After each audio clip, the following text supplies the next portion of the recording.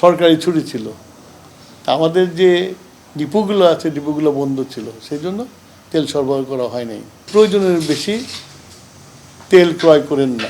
Spot market থেকে বেশি দামে আমরা তেল কিনছি, কিনে আমরা জনগণের স্বস্তির জন্য আমরা দাম না বাড়িয়ে আমরা তেল দিচ্ছি। আমরা তেলের দাম বাড়াই নেই, আমরা সরবরাহ কমাই নেই, আমরা সরবরাহ করে যাচ্ছি। যে আপনারা প্রয়োজনের বেশি তেল নিয়েন না।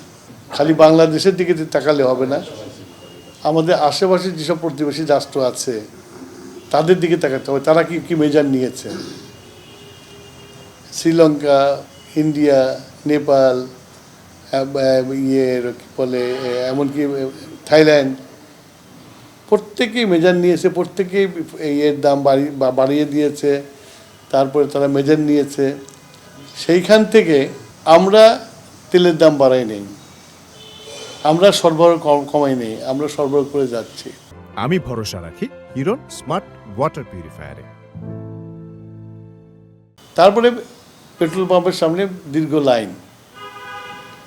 তো ভাবছি এখানে প্রত্যেকেই কোঅপারেট করতে হবে। আমিও মানে জনগণের কাছে এবং যারা নাকি গাড়ি চালায় তাদের কাছে আমার একটা আহ্বান থাকবে যে আপনারা প্রয়োজনের বেশি তেল নিয়েন না।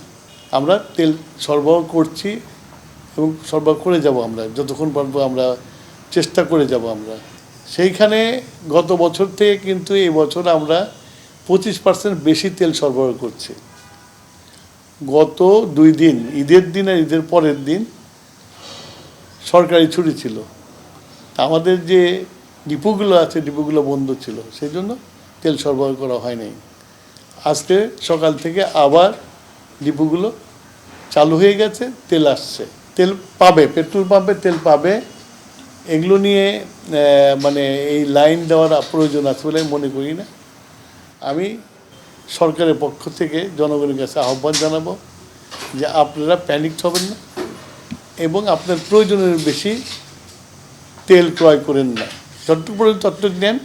আশা করি আমাদের তেলের সরবরাহ সবসময় থাকবে, সবসময় পাবে। প্রয়োজনের বেশি তেল নিলে, স্টক করলে ভিড় বাড়বে, লাইন বাড়বে। সেই জন্যই সবারকে সচেতন হওয়া দরকার। এটা তো বাংলাদেশ সরকারের একার সমস্যা, সারা পৃথিবীর সমস্যা। এটা আমার আহ্বান থাকলো জনগণের কাছে যে আপনারা প্যানিকড হবেন না, আতঙ্কিত হবেন না। তেল আছে, আমরা তেল দিয়ে যাচ্ছি, আপনাদের প্রয়োজনের বেশি তেল নেবেন না। আমরা আমাদের প্রধানমন্ত্রী তারেক রহমানের নেতৃত্বে আমরা এই সমস্যার সমাধান করার দিন রাত চেষ্টা করছি। আশা করি এই সমস্যার সমাধান করতে পারব। স্পট মার্কেট থেকে বেশি দামে আমরা তেল কিনছি, কিনে আমরা জনগণের স্বস্তির জন্য আমরা দাম না বাড়িয়ে আমরা তেল দিচ্ছি। সেই জন্যই আমি জনগণের কাছে আহ্বান করছি যে আপনারা প্যানিক করবেন না, আপনাদের প্রয়োজনের বেশি তেলটা নেবেন না। এটা আমার জনগণের কাছে আহ্বান। এবং জনগণ যদি কোঅপারেট না করে তাহলে সিস্টেম ঠিকমতো চলে না।